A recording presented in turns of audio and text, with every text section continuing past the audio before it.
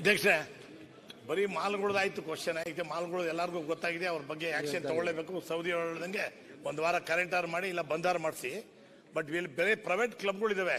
ಇದು ನಮ್ಮ ಬೆಂಗಳೂರಿಗೆ ಸೆಂಚುರಿ ಕ್ಲಬ್, ಬೋರಿಂಗ್ ಕ್ಲಬ್ ಅವೆಲ್ಲ ಟೀ ಶರ್ಟ್ ಹಾಕೊಂಡು ಹೋಗ್ಬಾರ್ದು, ಚಪ್ಪಲಿ ಹಾಕೊಂಡು ಹೋಗ್ಬಾರ್ದು, ಕೋಟ್ ಹಾಕೊಂಡು ಬರ್ಬೋದು. ಬಹಳ ಕಡ್ಡಾಯ, ಬಹಳ ಇದು ಮಾಡ್ತಾರೆ, ಕಂಡೀಷನ್ ಆಗ್ತಾರೆ. ಅದ್ರ ಬಗ್ಗೆ ಕೂಡ ಕ್ಲಬ್ನವ್ರು ಕೂಡ ಮೇಲೆ ಕೂಡ ಆಕ್ಷನ್ ತಗೊಂಬಂತ ಮೊನ್ನೆ ಸಭಾಧ್ಯಕ್ಷರೇ ಅಶೋಕ್ ಅಣ್ಣ ಹೇಳ್ದಂಗೆ ಈ ಪಂಚ ಹಾಕೊಂಡು ಚಪ್ಪಲಿ ಹಾಕೊಂಡು ಹೋದ್ರೆ ಈ ಕ್ಲಬ್ಗಳು ಬಿಡಲ್ಲ ಸಭಾಧ್ಯಕ್ಷರೇ. ನಂದೊಂದು ಪ್ರಶ್ನೆ, ಈಗ ನಮ್ಮ ಮುಖ್ಯಮಂತ್ರಿಗಳು ಪ್ರಧಾನ ಮಂತ್ರಿಗಳಾಗಿದ್ದ ದೇವೇಗೌಡರು ಹೋದ್ರೂ ಆ ಕ್ಲಬ್ಗಳವ್ರು ಹಂಗೆ ಮಾಡ್ತಾರ ಸಭಾಧ್ಯಕ್ಷರ? ಅವ್ರಿಗೆ ಹಂಗೆ ಮಾಡಿದ್ರೆ ಅವ್ರಿಗೆ ಗೊತ್ತು ಏನಾಗ್ತದೆ ಅಂತ. ಆದ್ರಿಂದ ಎಲ್ಲಾರ್ಗು ಒಂದೇ ನ್ಯಾಯ ಸಿಗ್ಬೇಕು. ನೀವು ಈ ಪೀಠದ ಮುಖಾಂತರ ಒಂದು ಆದೇಶ ಕೊಡ್ಬೇಕು ಸರ್ಕಾರಕ್ಕೆ.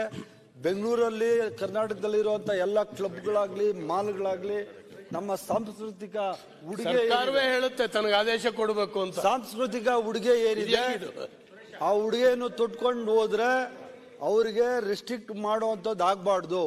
ಅವ್ರಿಗೂ ಎಲ್ಲಾರ್ಗೂ ಸಿಗುವಂತದ್ದು ಸವಲತ್ತು ಸಿಗ್ಬೇಕು, ಅವ್ರಿಗೆಲ್ಲಾನು ಒಳಗಡೆ ಬಿಡಬೇಕು ಅಂತ ನಾನು ಹೇಳ್ತಾರೆ ಸಭಾಧ್ಯಕ್ಷ.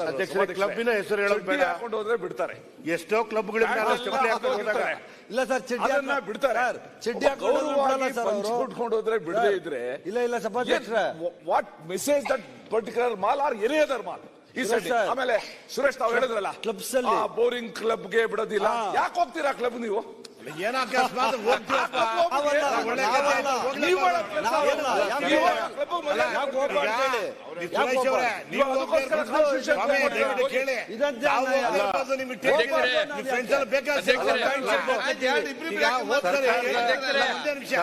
ಮೊನ್ನೆ ನಾನು ಒಂದು ಮೀಟಿಂಗ್ ಕರೆದಿದ್ದೆ. ಸರ್ಕಾರದ ಪರ್ಮಿಷನ್ ತಗೊಂಡು